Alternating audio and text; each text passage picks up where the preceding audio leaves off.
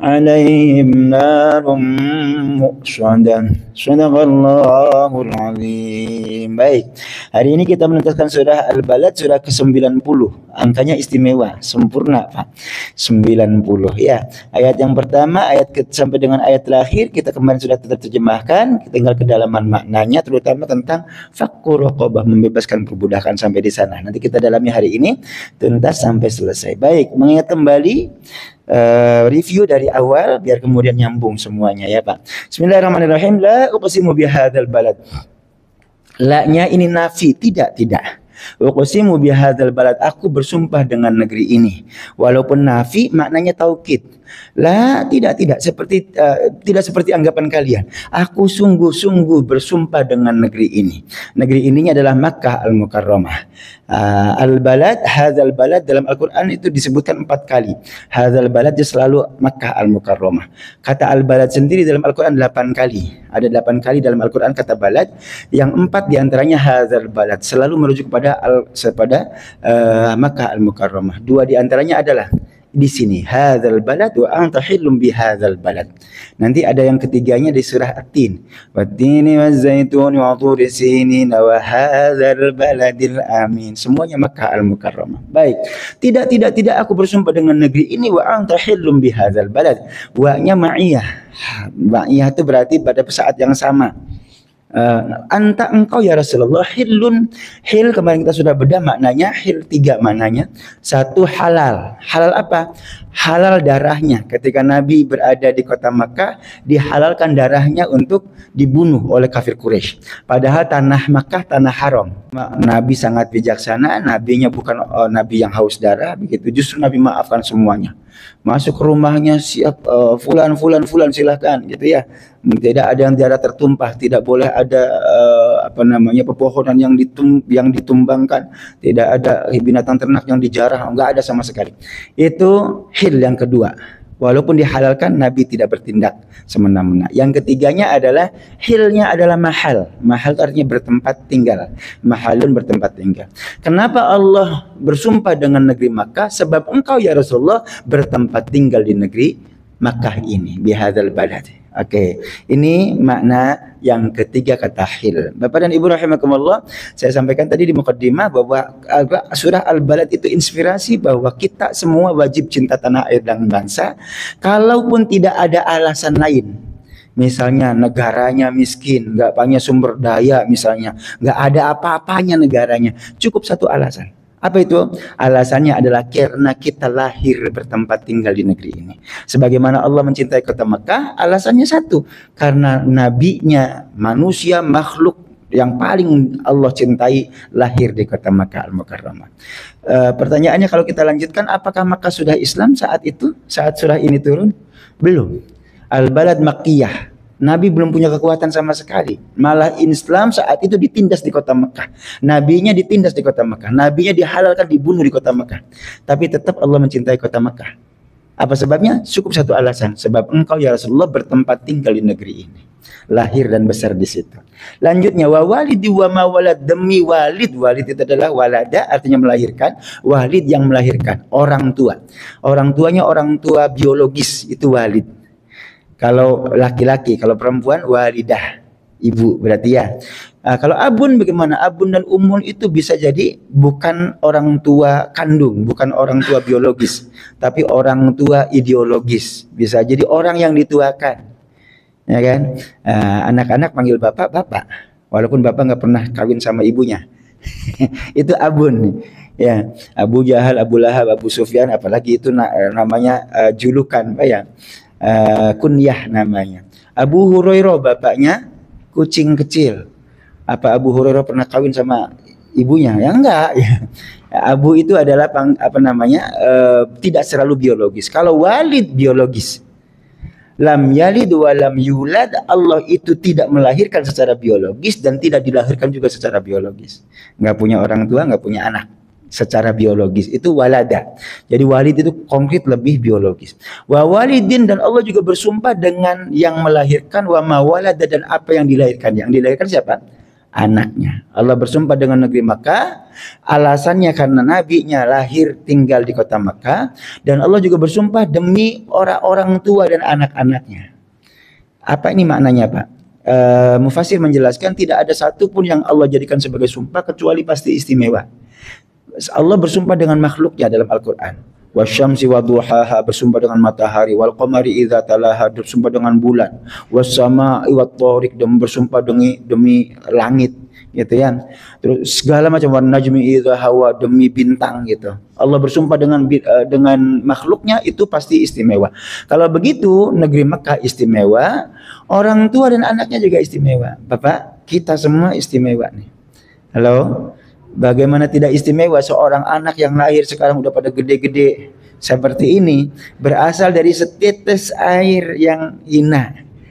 Ya kan, Pak? Itu pun bukan setetes banget, cuma satu sel saja yang membuahi sel telur. Kebayang bagaimana tidak istimewanya ciptaan Allah Subhanahu wa taala. Begitu juga yang terlahir, orang tuanya maupun yang dilahirkannya. Terus, laqad khalaqnal insana fi kabad. Ayat yang keempatnya, sungguh-sungguh kami telah menciptakan manusia fi kabad. Kabad itu mana redaksinya adalah hati. Manusia diciptakan dalam hati. Maksudnya apa nih? Seperti hati, hati itulah yang bisa merasakan pahit getirnya kehidupan. Ya, Pak. Yang merasa susah tuh hati kita. Ya kan? Kalau jasadnya utuh, apa masih utuh semuanya dari kepala sampai dengan kaki utuh, tapi nggak punya hati, udah nggak lagi merasakan sakit ya. Itu kira-kira ya. Maaf orang gila misalnya gitu, utuh tapi udah nggak ada hatinya, nggak ada seakan-akan nggak ada ruhnya. Baik, maksudnya apa nih? Allah menciptakan manusia fi kabad, dalam kesulitan demi kesulitan, tahapan demi tahapan kehidupan kita merasakan. Zaman kecil dulu pengen cepat gede, sebab waktu kecil disuruh-suruh mulu. Gitu ya. Begitu gede pengen kecil lagi. Capek jadi orang dewasa itu, nyari nafkah, tanggung jawab, banting tulang segala macam gitu. Anak-anak kecil main-main mulu gitu kan. Wah, ini fi kabad. Manusia itu Allah ciptakan setiap tahapannya dalam segala kesulitan.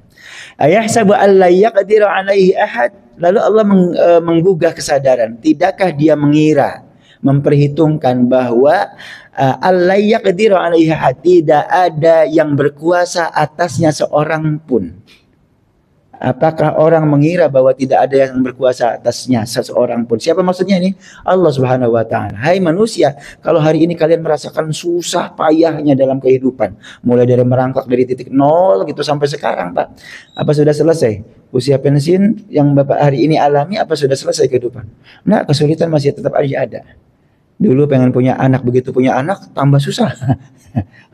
Ya kan, udah punya anak susah lagi gitu kan.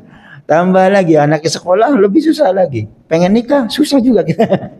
Udah nikah anaknya, kita juga yang susah. Anaknya punya anak, kita juga yang susah gitu. Ngomong cucu. Fikabat semuanya. Nah, Allah nyatakan, apakah dia mengira tidak ada yang berkuasa atasnya seorang pun? Maksudnya apa nih? Ini hiburan.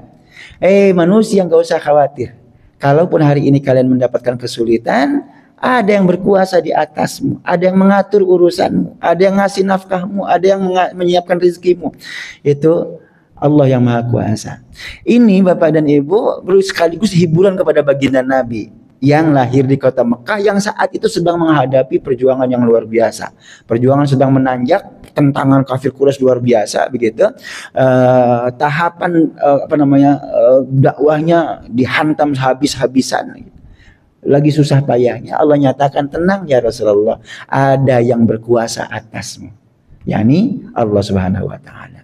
Yaqulu ahlaktu malan lubada, sebaliknya yaqulu ahlaktu malan lubada, dia berkata, aku merusak, menghancurkan malan, harta, lubadan yang sangat banyak. Aku merusak hartaku, banyak harta.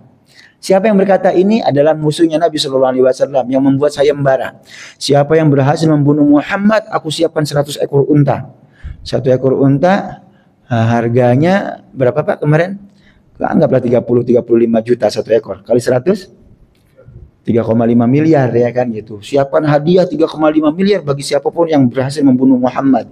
Itu ada cukongnya. ada donatur. Jadi Bapak bukan hanya untuk urusan kebaikan. Bahkan untuk urusan kesesatan juga mereka jor-joran gitu. Kafir Quraisy menentang Nabi sedemikian rupa, membunuh Nabi pakai sayembara gitu. Siapa orangnya nanti di tafsirnya ada, kita lanjutkan. Ayahsabu allam yarahu ahad. Ayat ketujuhnya Allah mengingatkan, apakah dia tidak tahu bahwa ada yang menyaksikannya? Bahwa apakah dia mengira tidak ada yang menyaksikannya? Maksudnya Allah menyaksikan perbuatannya. Ya Pak, kalau yang di sana ini perjuangan, Allah tahu, Allah berkuasa untuk menolongnya. Sebaliknya orang-orang yang menghancurkan perjuangan, orang yang memusuhi agama juga Allah tahu, Allah melihat itu, dan tentu Allah siapkan balasannya. Baik, ini ayat yang ke-7. Kemarin kemudian kita sudah lanjutkan dengan ayat yang selanjutnya 8 sampai dengan tuntas. Alam naj'al lahu 'ainain wa lisanan wa syafatain wa hadainahu najdain. Ini menggugah kesadaran kita betapa Allah sudah memberikan kepada kita potensi untuk menyiapkan, untuk menghadapi kehidupan itu. Gak usah kecil hati, betapapun sulitnya kehidupan, jalani saja, hadapi, jangan lari. Sebab kami sudah menciptakan bagi kalian 2 mata. Walisana wa syafatain, 1 lidah, 2 bibir. Wahadainahu najdain, kemudian kami berikan kepadanya 2 an-najd. Najd itu adalah jalan berbukit mendaki. Jalan terjal mendaki itu najd. Kemarin kita sudah urai tafsirnya apa ya? 2 jalan mendaki. Gitu. Lalu maksudnya apa nih? Allah memberikan pilihan kepada kita. Mau ashabul yamin atau ashabul shimal, tergantung pilihannya, kita yang milih. Gitu. Itu sebab maka ada sanksi, ada reward and punishment. Kalau kita memilih kanan, insya Allah surga. Kalau kita milih kiri, neraka. Ya, maka pilihannya adalah pilihan kita sendiri, bukan dipaksa. Itu sebab maka wajar kalau kemudian Allah memberikan balasan yang setimpal dengan pilihan kita itu. Allah tapi sudah memberi bekal. Ada 2 mata, 1 lisan, 2 bibir, dan seterusnya. Di ayat yang lain nanti kita temukan bekal yang lain yang Allah berikan kepada kita, bahwa kita itu luar biasa istimewanya. Fi ahsani taqwim, laqad khalaqnal insana fi ahsani taqwim. Allah sudah menciptakan manusia dalam bentuk yang sempurna sebaik-baiknya. Lalu ujungnya ke sana, kemudian kalau kalian menyadari bahwa kalian punya potensi untuk menjadi sesuatu yang luar biasa, fala qatahamal aqabah, maka kenapa kalian tidak mengambah bukit mendaki? Al-aqabah adalah bukit yang penuh onak dan duri gitu. Itu al-aqabah. Kalau an-najd tadi 2 bukit yang kelihatan dari jauh. Al-aqabahnya adalah yang terjal dan berduri. Gitu ya. Kenapa tidak? La-nya di sini hala. Kenapa kalian tidak mengambah jalan berbukit mendaki? Wa ma adraka mal aqabah. Apa itu jalan berbukit mendaki? Itu fakku raqabah. Yang pertama adalah membebaskan perbudakan. Au it'amu fi yaumin dzi masghabah, atau memberi makan fi yaumin, pada suatu hari yang dzi masghabah, dalam kondisi paceklik. Ketika kondisi sulit, kita ngasih makan, charity, berbagi kepada orang, itu istimewa. Kitanya lagi butuh duit pas-pasan gitu ya, tapi kita rela berbagi dengan orang lain, itu istimewa. Ya, setelah membebaskan perbudakan. Lalu siapa yang dikasih makan itu? It'am fi yaumin dzi masghabah, itu adalah yatim za maqrabah, anak yatim yang memiliki hubungan kekerabatan. Anak yatim yang terdekat dengan kita, apakah hubungan darahnya atau tempat tinggalnya. Jangan dikira kalau kita bicara yatim, jauh di sana. Yuk kita santunan yatim, undang dari tetangga komplek ya Pak. Bisa jadi ada internal kita sendiri yang lebih membutuhkan, dan dia yatim. Mungkin karena malu, ya. Orang tuanya sudah nggak ada, atau bisa jadi di antara keluarga kita sendiri, mungkin ponakan kita sendiri, itu yatim za maqrabah. Yang paling utama, yang didahulukan adalah anak yatim yang memiliki hubungan kekerabatan, darah maupun tempat tinggalnya. Au miskin za matrabah, atau orang miskin yang za matrabah, yang memiliki matrabah dari kata turab, artinya tanah. Orang miskin yang berkalang tanah, yang kalau kita nggak tolong mati kelaparan, itu za matrabah. Lalu summa kana minal ladzina amanu wa tawashaw bis-sabri wa tawashaw bil marhamah. Lalu dia tergolong orang-orang yang beriman, saling menasihati tentang kesabaran, saling berwasiat menasihati tentang kasih sayang. Marhamah, kasih sayang. Ini berikutnya. Nanti kita urai satu persatu. Ulaika ashabul maimanah. Mereka itu adalah golongan kanan. Orang-orang yang mau mengambil al-aqabah, yakni memerdekakan budak, ngasih makan dalam kondisi kelaparan, paceklik, yakni yang dikasih makan prioritasnya adalah anak-anak yatim yang memiliki hubungan kekerabatan atau orang-orang miskin yang berkalang tanah. Sekaligus dia juga punya bekal iman. Sebab ada orang yang senang charity tapi nggak beriman. Nah, ini jangan sampai ketinggalan, tetap iman. Sekaligus berwasiat tentang kesebaran maupun kasih sayang. Mereka itulah golongan orang kanan. Berapa itu, Pak? Ketentuannya. Bebaskan budak, memberi makan yatim maupun orang miskin, kemudian beriman, saling menasehati. Kalau mau dirangkai, mau dirangkum gitu ada 4. Tawasaunya kita rangkai menjadi satu kesatuan, menjadi ada 4. Itulah kelompok kanan. Sebaliknya walladzina kafaru bi ayatina hum ashabul masy'amah. Siapa yang kafir ingkar kepada ayat-ayat kami, merekalah kelompok kiri, golongan kiri. Nanti kelompok kanan, golongan kanan dan golongan kirinya dikupas di surah Al-Waqiah. Ada ashabul yamin, ashabus shimal. Bagaimana ganjaran yang diterima, keindahan surga yang diterima oleh ashabul yamin itu digambarkan di surah Al-Waqiah. Sementara ashabus shimal, bagaimana siksa nerakanya juga dijelaskan di surah Al-Waqiah itu. Itu ashabul di sana ashabul masy'amah, di sini ashabul masy'amah. Di sana ashabul yamin wa ashabus shimal. Ashimal sama dengan masy'amah, yakni kiri. Kalau yaminnya maimanah. Yamin maimanah. Baik. Lalu terakhirnya ujungnya adalah alaihim narum muqsadah. Di atas mereka ada api yang muqsadah. Muqsadah itu adalah yang ditutup rapat. Neraka Allah begitu semua penghuninya masuk kemudian ditutup rapat sehingga kemudian satu tidak ada yang bisa keluar dari neraka itu. Beda sama neraka di dunia.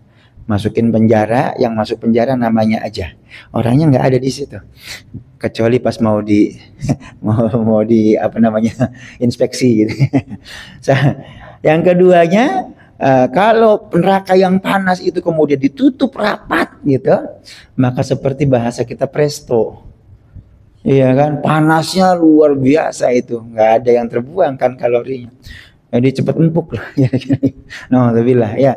Ini apa namanya alladzina kafaru bi ayatina. Nanti dimasukkan ke dalam neraka yang tertutup rapat, tidak bisa keluar dan panasnya luar biasa. Baik. Bapak, kalau kita hubungkan dengan ayat bagian awalnya yakni tentang cinta tanah air begitu, ini adalah langkahnya. Yang kita bahas barusan tadi sesungguhnya adalah implementasinya. Seakan-akan secara implisit Allah menyatakan, hai umat manusia, kalau kalian cinta tanah air, wujudkan kecintaanmu kepada tanah air itu dengan langkah yang konkret. Apa itu? Yang pertama, bebaskan perbudakan. Hari ini perbudakan memang secara yuridis sudah tidak ada lagi. Secara yuridis formil Pak ya, sudah tidak ada lagi budak di seluruh dunia secara yuridis. Tapi perbudakan dalam bentuk yang lain, masih sangat kuat. Buruh bisa jadi budak korporat, kan bahasa kita saya masih jadi budak korporasi gitu, masih budak ya kan. Masih banyak orang yang nggak bisa keluar dari cengkraman karena kebutuhannya, dia terikat dengan pekerjaannya, bukan karena dia menyenangi pekerjaannya, tapi karena emang dia butuh makan gitu. Kan nggak ada bedanya dengan perbudakan gitu ya, dan seterusnya dan seterusnya. Nanti kita ini akan kupas lebih lanjut tentang perbudakan, bagaimana usaha agama untuk mengentaskan perbudakan itu, menghapuskan perbudakan itu. Walaupun memang benar tidak sampai habis Pak, sampai habis sebentar, sampai dengan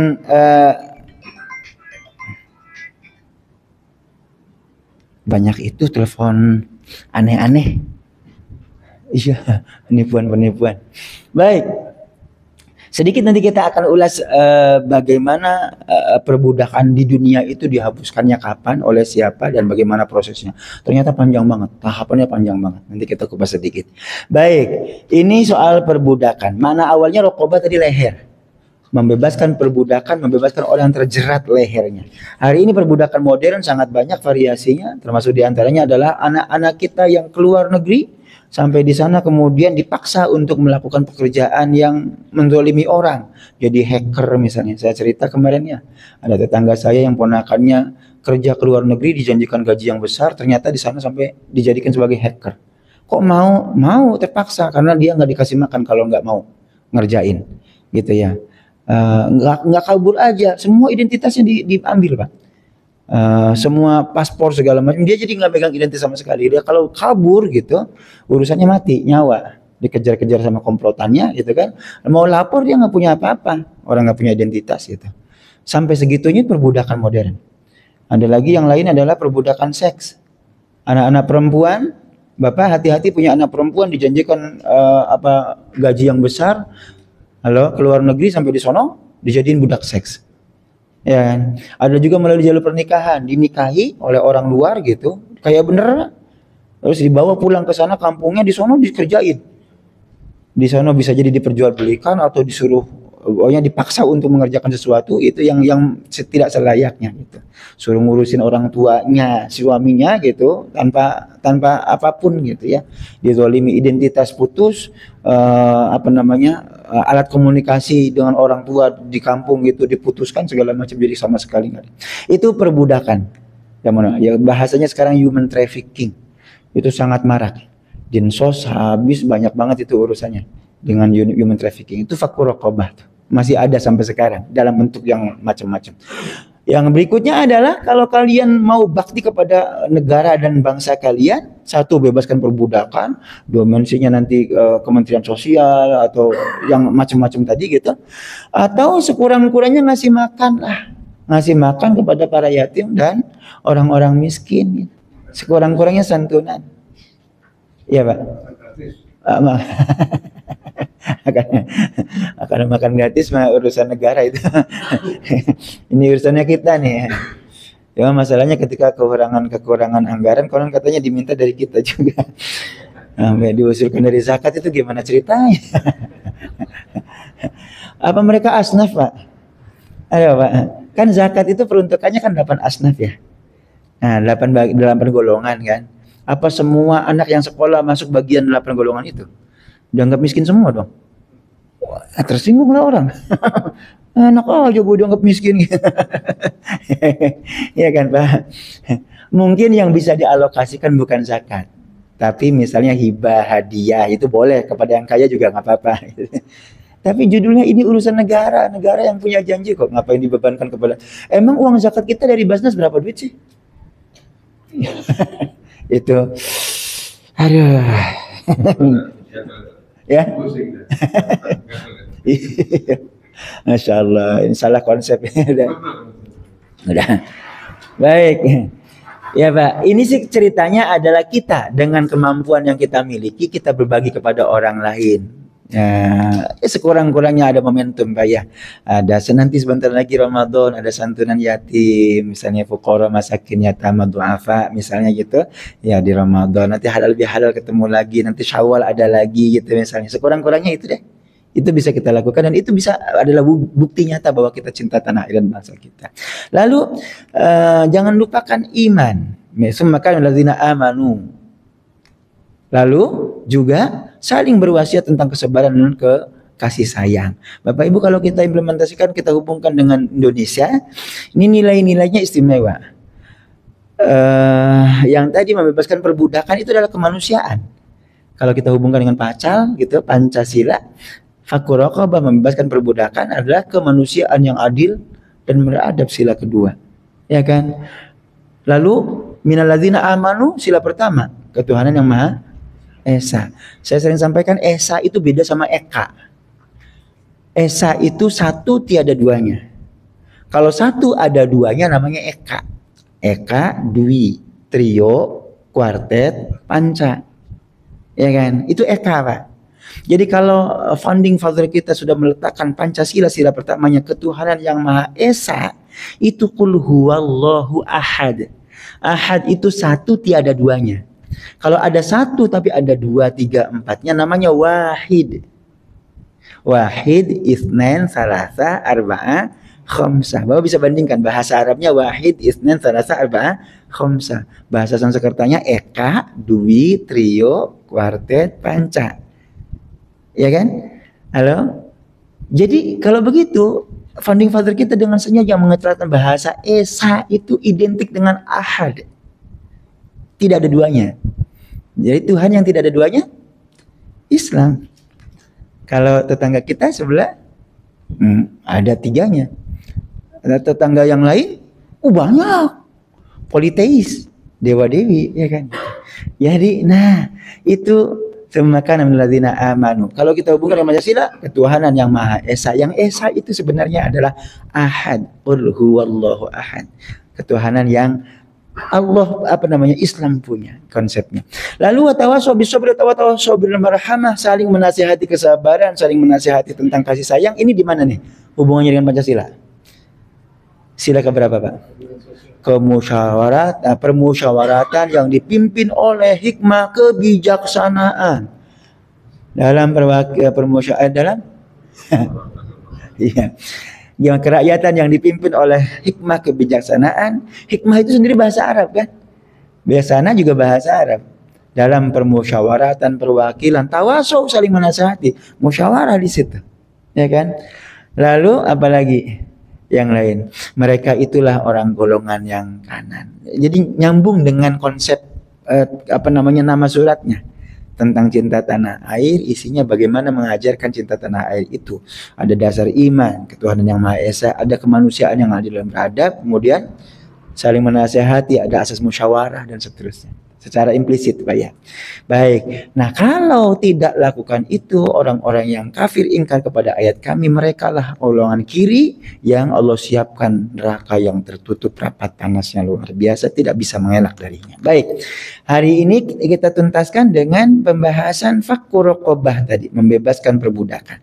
Bapak dan Ibu rahimakumullah, Al-Qur'an, agama sebenarnya sangat menganjurkan kita untuk mengarahkan kita untuk membebaskan perbudakan. Ini poin-poinnya sudah saya sampaikan di pertemuan-pertemuan sebelumnya, dan tadi saya ulas sedikit apa yang sudah kita bahas. Hari ini konsentrasi kita ini ya. Bagaimana dengan perbudakan itu? Islam menganjurkan pembebasan perbudakan. Sangat menganjurkan. Di mana tempatnya? Satu, alokasi zakat. Bahwa Islam menganjurkan pembebasan perbudakan itu mana? Satu, alokasi zakat. Innamas shadaqatu, tadi yang kita sebut 8 asnaf itu. Ada 8 golongan yang berhak menerima zakat.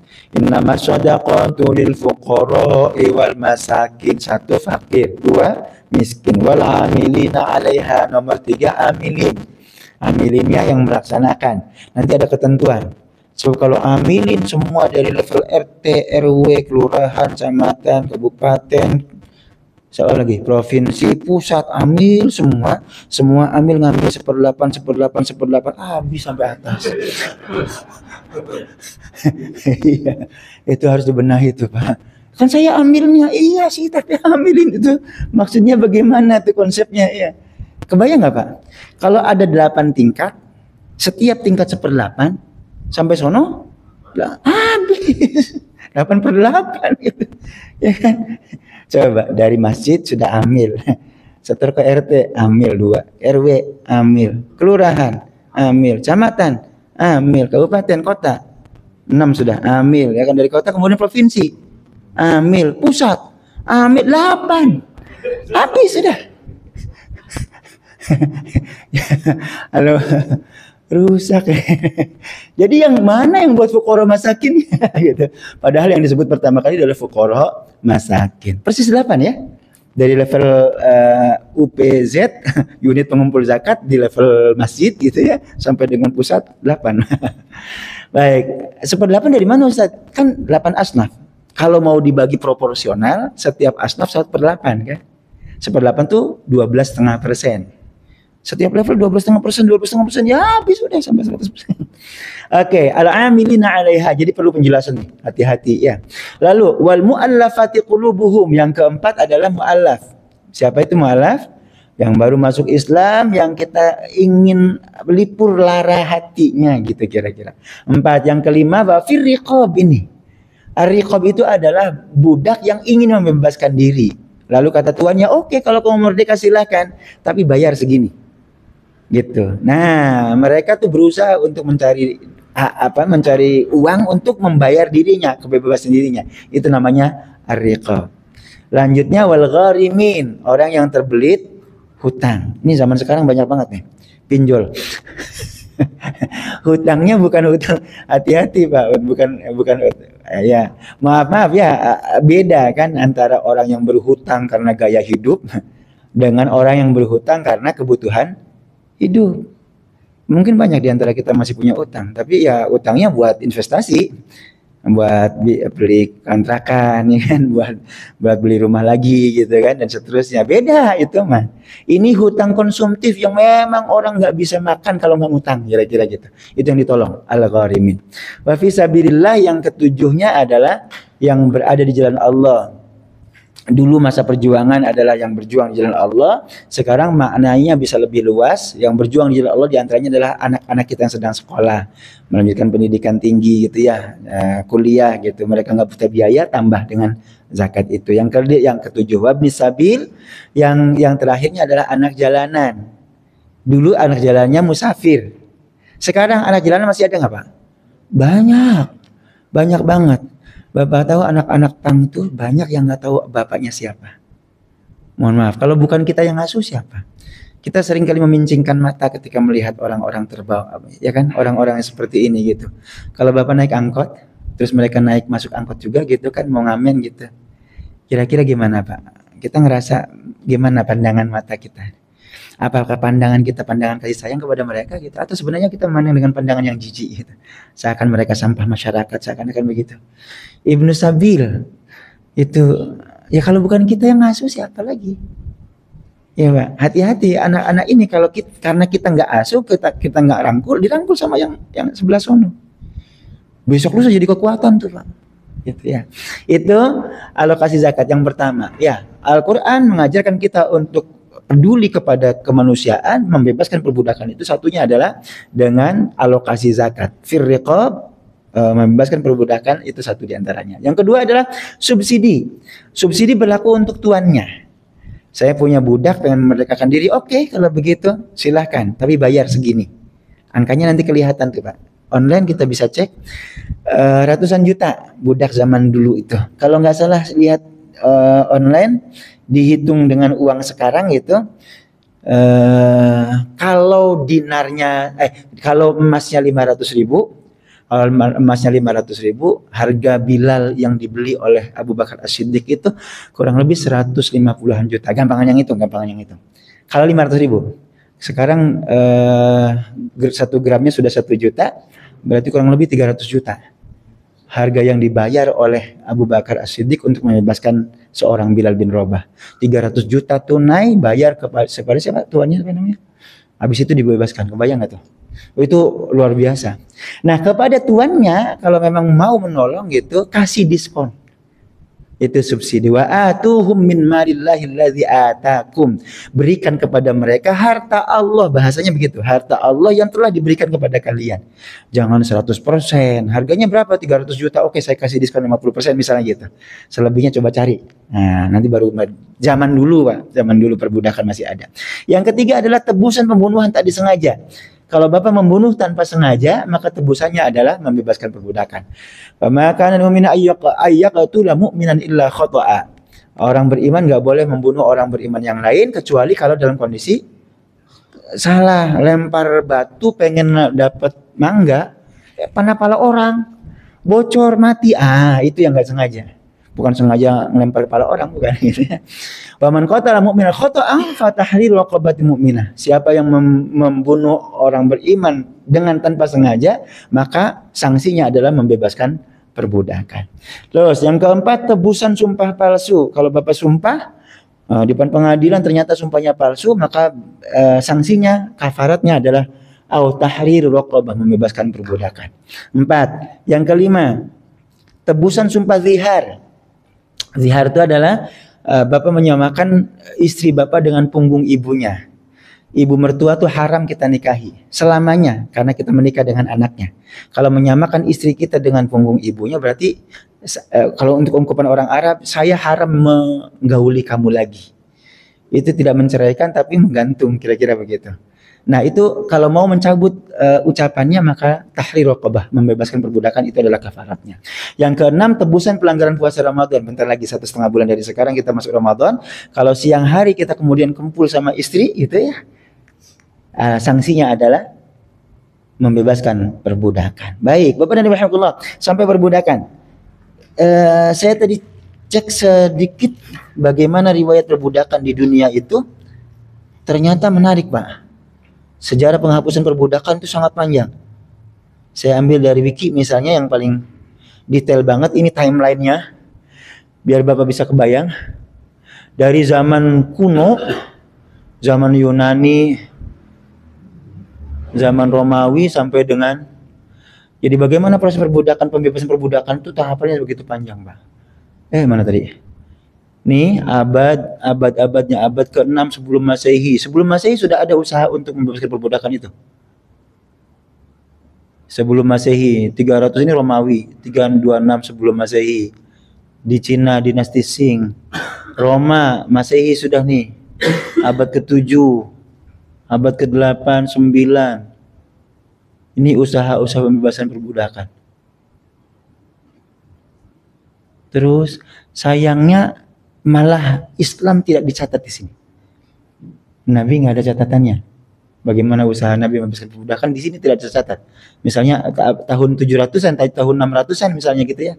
Nggak ada nih, cuma Roma, Franka, Roma, Venesia, Kristiani, Romawi. Mana Islamnya? Iya. Iya, versi Eropa. Iya, kita bikin saingannya, Pak. Biar bener dah gitu, biar lurus. Sampai nanti di zaman modern. Nih. Terus usaha maksimalnya nih, era modern sampai sekarang 1700-an. Portugal, semua, Jepang, Inggris, Rusia, Spanyol. Terus nah, nih Turki Utsmaniyah gitu. Rusia, dinasti Qing, ini Cina, Spanyol, Portugal. Berulang kali, Pak. Panjang. Sampai kemudian di masa modern deklarasinya itu ada di tahun 1926. Ini masih 18-an tahunnya. Panjang banget ya. 1926 baru melalui Liga Bangsa-Bangsa LBB, sebelum PBB namanya, kemudian dideklarasikan apa itu pembebasan manusia dari perbudakan. Mana dia? 1926, panjang banget ya. Wow. Nah, ini dia. Konvensi menekan perdagangan budak dan perbudakan disahkan oleh Liga Bangsa-Bangsa di tahun ini 1926. 1926 itu lahirnya Nahdlatul Ulama. Kalau Muhammadiyahnya 1912 ya. Lebih awal ya. Itu, Pak. Baru kemudian itu berlaku seluruh dunia karena mengikat. Awalnya kan negara-negara aja. Masing-masing negara ada usaha untuk membebaskan perbudakan. Masing-masing negara ada usaha. Begitu LBB berdiri kan sudah mewakili seluruh negara sedunia gitu, kira-kira. Nah, kemudian pada akhirnya perbudakan secara yuridis dihapuskan dari seluruh dunia. Walaupun pada faktanya tuh masih sampai dengan tahun sekian masih ada perbudakan-perbudakan dalam bentuk yang berbeda. Di Arab Saudi gimana perbudakan? TKW kita dianggap budak. Masih ada asumsi yang salah, keliru begitu. Akhirnya kemudian dia apain aja gitu kan, alhamdulillah ya. Baik, tapi benar di seluruh dunia kemudian secara bertahap konvensinya diakui oleh negara-negara, akhirnya kemudian perbudakan dihapuskan. Jadi Bapak dan Ibu, wajar kalau kemudian di masa Nabi yang umurnya sangat pendek usianya, usia kenabian cuma 23 tahunnya. Nggak mungkin menghapuskan perbudakan secara total. Dunia menghapuskan perbudakan butuh waktu yang sangat lama. Sampai abad 20 baru selesai. Kebayang gak itu? Dari sebelum Masehi sampai dengan abad 20. Zaman para nabi dulu masih banyak budak. Ya, zaman Nabi Sulaiman 1000 tahun sebelum Masehi, budaknya luar biasa. Ini memang seluruh dunia gitu. seluruh dunia, bukan hanya negara-negara Timur Tengah. Seluruh dunia ada perbudakan. Nah, alhamdulillah baik. Ujungnya adalah pesannya, pesan kemanusiaannya adalah hari ini kita paham betul bahwa manusia itu sederajat di mata Allah Subhanahu wa taala, maka jangan sampai ada di antara kita yang memperbudak sama manusia. Manusia begitu mulianya di mata Allah Subhanahu wa taala, qad karramna bani Adam, maka jangan sampai ada di antara kita yang melecehkan sesama manusia. Hargai, hormati, kasihi, sayangi sama manusia sebaik-baiknya. Sebab yang terbaik di antara kita adalah yang paling banyak manfaatnya untuk sama manusia. Khairun nas anfa'uhum linnas. Mudah-mudahan manfaat fid din wa dunya wal akhirah. Alhamdulillahirabbil alamin. Subhanallahi wa bihamdika asyhadu an la ilaha illa anta astaghfiruka wa atubu ilaik. Wassalamualaikum warahmatullahi wabarakatuh.